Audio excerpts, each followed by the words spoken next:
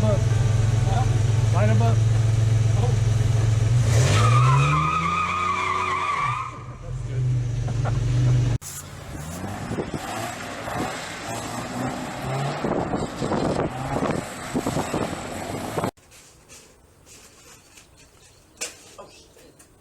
Oh my god. You try to go. Oh damn, there's a copperhead on your seat. Where'd that come from?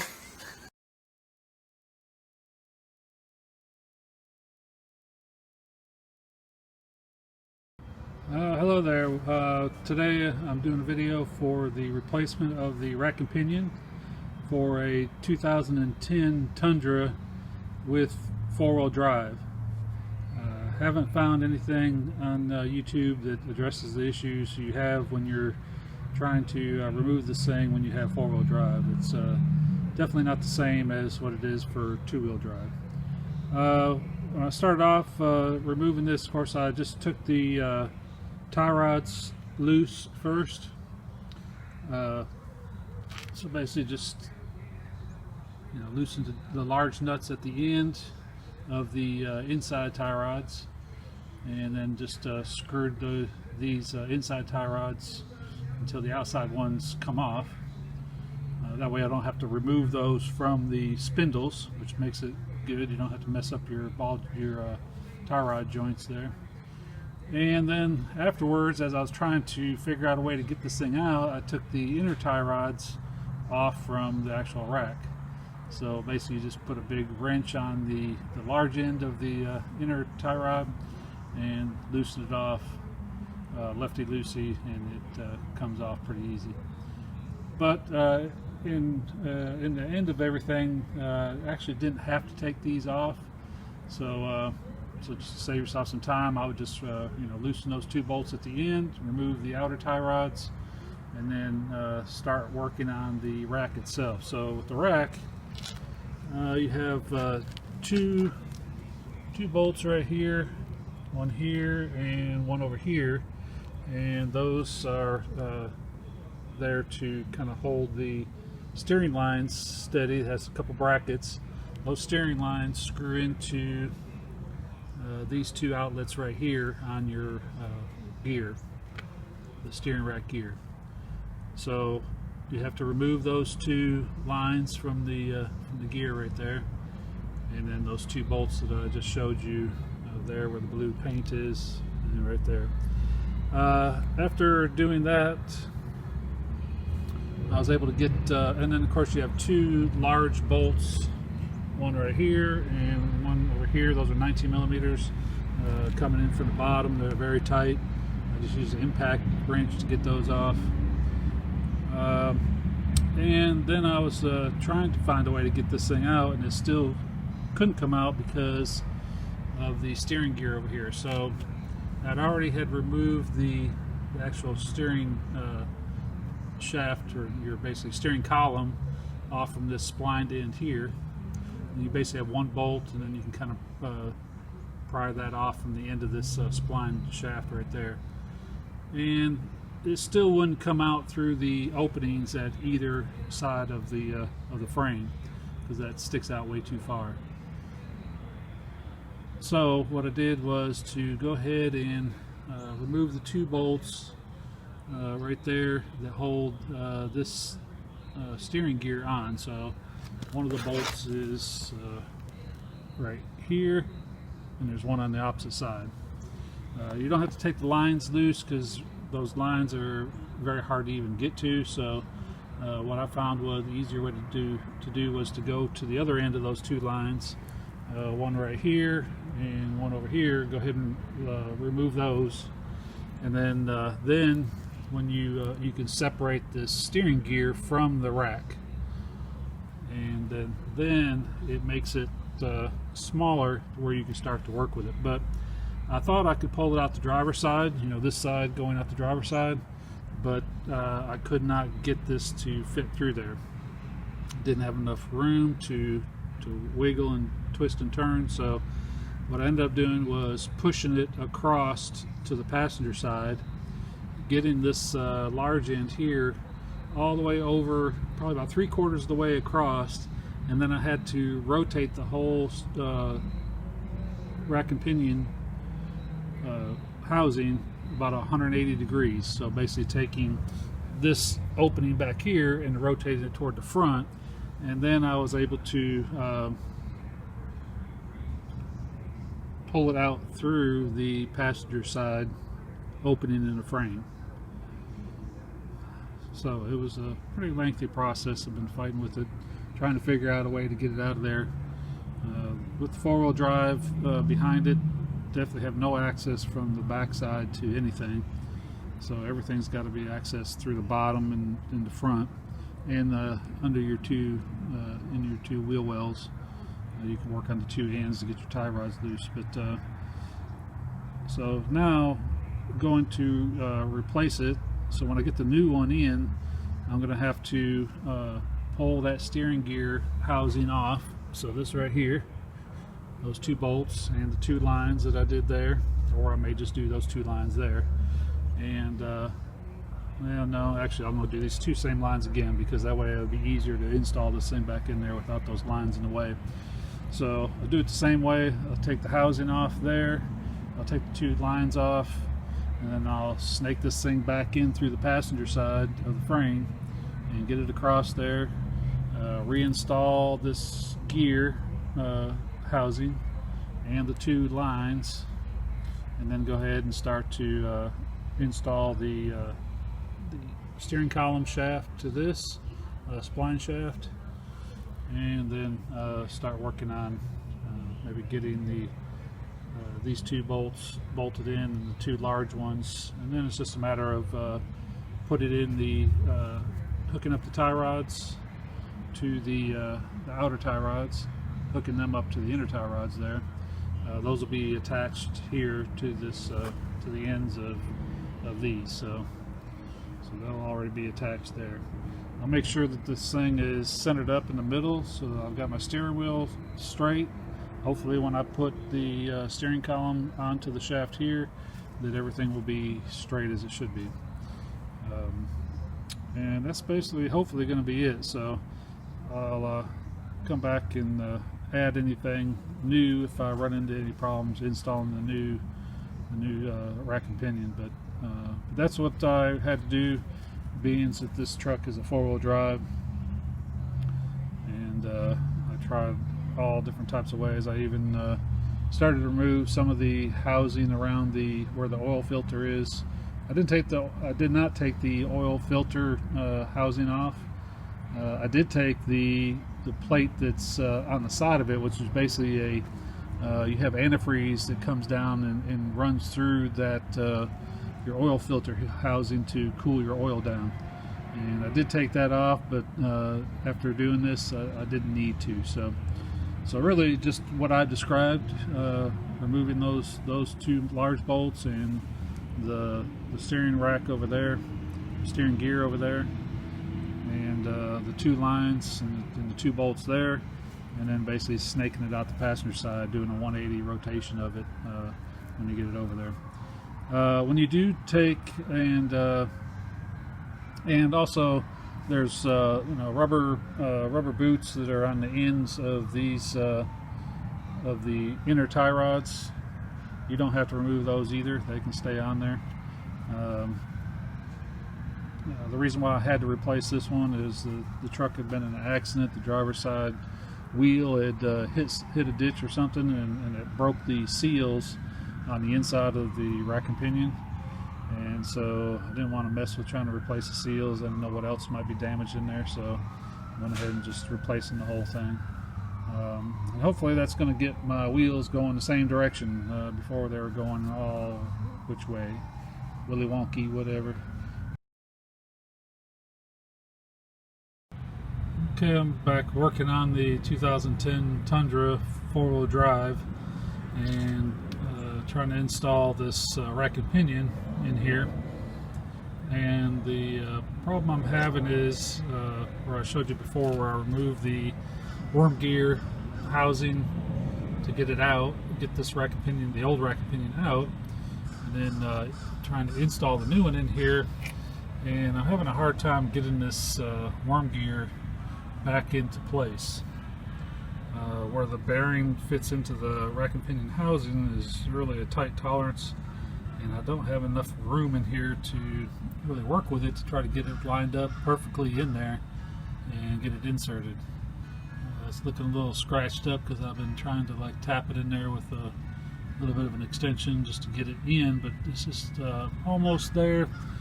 Lacks get to about where I'm lacking about a 1/4 inch before it gets fully seated in there with the seal and everything.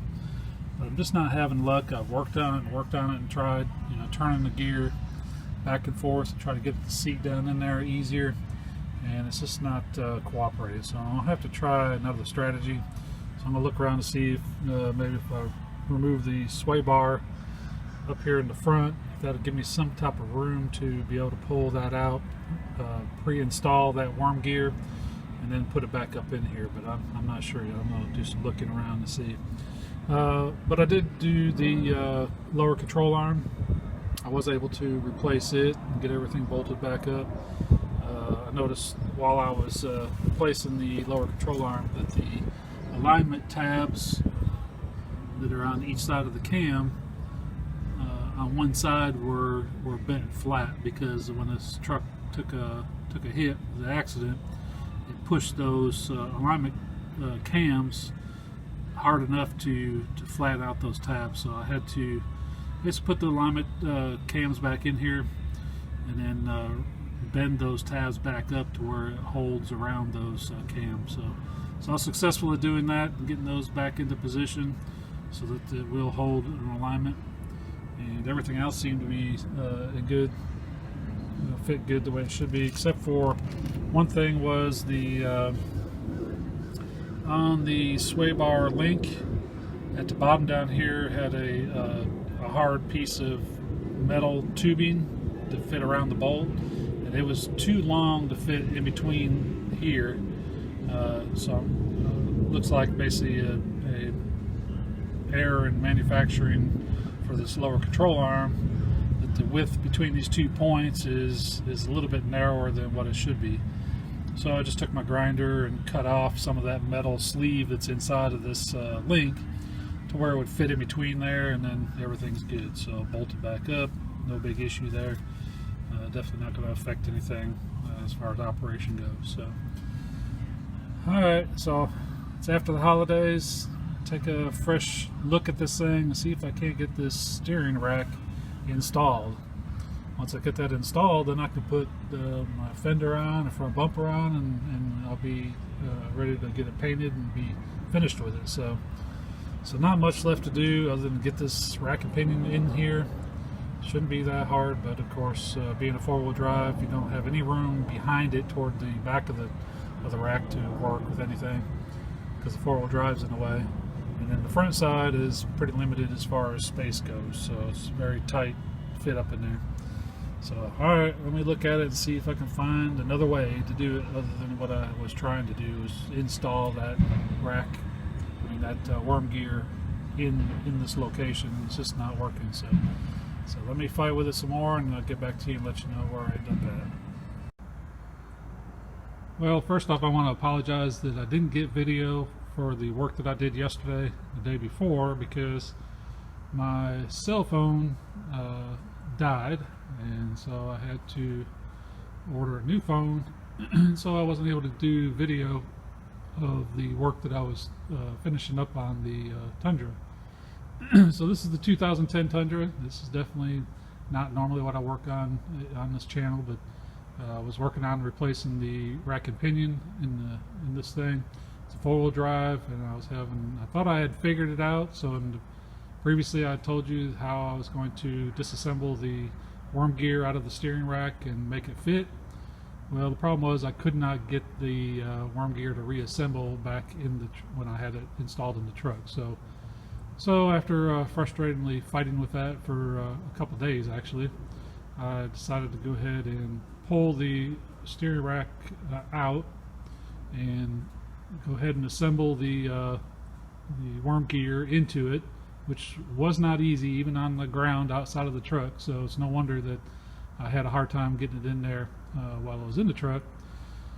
So then I went into plan B as to how am I going to get it in there. So there's some things that I had to remove off the motor to make it fit. Since it's four-wheel drive, you cannot put the steering rack in from behind. It has to come in from the front, and it cannot go in from either end. So this is what I did. So let me take you over there and kind of explain what it is that I did to get this to fit in there. So like I said, I went ahead and took the steering rack, put the worm gear back into it, and I had to disassemble some things off the motor. So first thing, okay, it's looking a little wet because my antifreeze was flowing over a little bit when I was idling it here just a minute ago. But so I had to remove the fan shroud. Put my light up here. So basically took off the top hose, took off the fan shroud, removed the fan down here. So the fan with the 4 bolts, got those out. So that gave me some room to work with here in the engine bay. Underneath, the air compressor, AC compressor, removed the 4 bolts that hold it on and was able to slide it out toward the right side of the driver's side of the truck. But it slides out maybe an inch and a half, maybe almost 2 inches before it won't move any farther. So I didn't have to disconnect any of the AC lines or any of that kind of stuff. And then to the left of that is the oil filter housing. So your oil filter is at the bottom, and it's got a whole entire piece above that that bolts to the front of the motor. I think there's 4 bolts that hold that on. So once I cleared off the front of the motor as far as getting the fan and the shroud out of the way, got the AC compressor moved over because there's 2 hard lines that go down around and wrap around all that stuff down there, and you got to be able to get those out and away from everything. And the only way you can do that is to move that AC compressor over so that you can get those bolts out of the retainers that hold that hard line in place. So then I was able to get that oil filter housing, or the piece above the oil filter housing, all those 4 bolts out, and remove that entire assembly with the oil filter and the piece above it. That gave me enough room to then try to put the rack and pinion in. First attempt to try to put the rack and pinion in was with the inner tie rods still attached to it. That's the way it was shipped to me, with the inner tie rods. Could not get it to fit in there, so I removed the inner tie rods off from the steering rack. That made the whole assembly a whole lot shorter, and I was able to fit it up in there and then start to assemble it into place. So first thing was to, of course, get the steering column attached to the worm gear on the rack and pinion. So I got that bolted in. Then I put in the 2 heavy bolts that hold the rack and pinion on. Got those bolted in. Also I forgot, underneath I also removed the sway bar. So the 2 big brackets that bolted to the frame, I unbolted those. Lets the sway bar drop down, and that also gave me more room to get the rack and pinion in there. So then after I got the steering column bolted up and the rack and pinion bolted to the frame, I went ahead and attached the lines. Actually, I think I attached the lines before I bolted the, actually I did. I did the steering column first, attached that to the rack and pinion. Then I went ahead and attached the fluid lines, the power steering fluid lines, to the rack and pinion. And both sets, there's one set that's attached from the pump, and the other one that goes, the other 2. So there's basically 4 lines that attach to the rack and pinion. So I've got the, well, that's not right. There's 2 lines that are hard lines that are attached to the rack and pinion when you get it. So those 2 there. Previously I had removed those, so that's why I was thinking I had done something with those. But those were all attached before I put the rack in there. So I just attached the 2 flexible power steering lines to the rack and pinion. then bolted it to the frame, the rack and pinion bolted to the frame. Went ahead and assembled the outer tie rods back onto the rack, and of course put the sway bar, bolted it back up to the frame. And then of course I had to remove the serpentine belt off from the AC pulley before, so that's something I forgot to mention before. But of course, take your serpentine belt loose, had to reinstall that.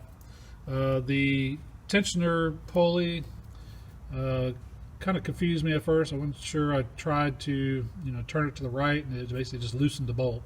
I didn't realize that you actually have to turn it to the left to get it to loosen up to put the belt on, which will be on that, I think it's a 14 millimeter bolt that sticks out of the middle of the pulley.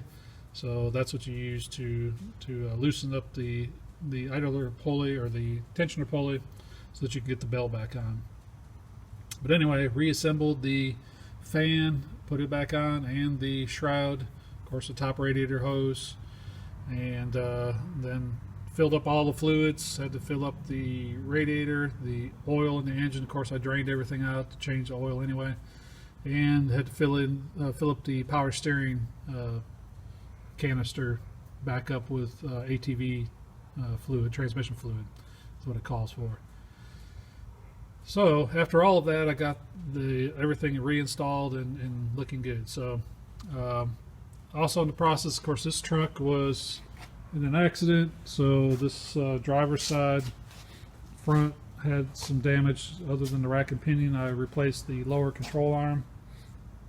Now that I got it back together and was trying to get it into somewhat of an alignment, this wheel setup over here still has problems. So as I started looking closer, I couldn't really tell before, but they call it the steering knuckle, or I call it the spindle basically, but it's not spindle. It's basically the piece that connects between the upper control arm and the lower control arm is called the steering knuckle. Notice where the tie rod attaches, it was bent out away from the tire basically. So that's throwing the alignment of it out, and I tried to adjust that there in the outer tie rod, but it can only thread in so far, so that didn't fix the problem. And also it's canted out at an angle too. So what I'm going to do is to go ahead and replace that. I went ahead and ordered the parts to replace the steering knuckle, it's a piece in between, and then also replace the upper control arm, because I don't know, maybe it's got some kind of a bend in it too. I can't really tell, but just to have to keep from going through this again, I'm going to go ahead and replace that. And I'm going to replace the bearing that's basically the hub that's in the middle that your wheel bolts to, since I have all of that apart anyway. So that's going to be the next phase of this reconstruction, to get it back together. And hopefully when I replace that upper control arm, the steering knuckle, and the hub, and also I went ahead and bought a new outer tie rod, so that everything basically will be new over here on this side. Hopefully that should bring everything back into alignment to where it is, because I don't see any real frame damage anywhere else, any other issues on this side. So that should take care of it. And then of course once I get that straightened out, then I'll put the fender on and the new front bumper and headlight I've got, so hopefully be ready to get back on the road. So anyway, I wanted to come and make a correction to how I got this rack and pinion in there, and what I had to go through to fit it in there. So basically I had to remove more parts off the motor to get to that point. Alright, so later on I'll come back and do an update on how this comes together when I replace these parts. I just ordered those parts last night, so it's going to be a few days before they come in and I can go ahead and make these replacements. So I'll give an update on the next video on how it all comes out. And hopefully at that point I'll also be able to put the fender on, the bumper on, and get a more finished, completed truck from there. Alright, thanks for watching.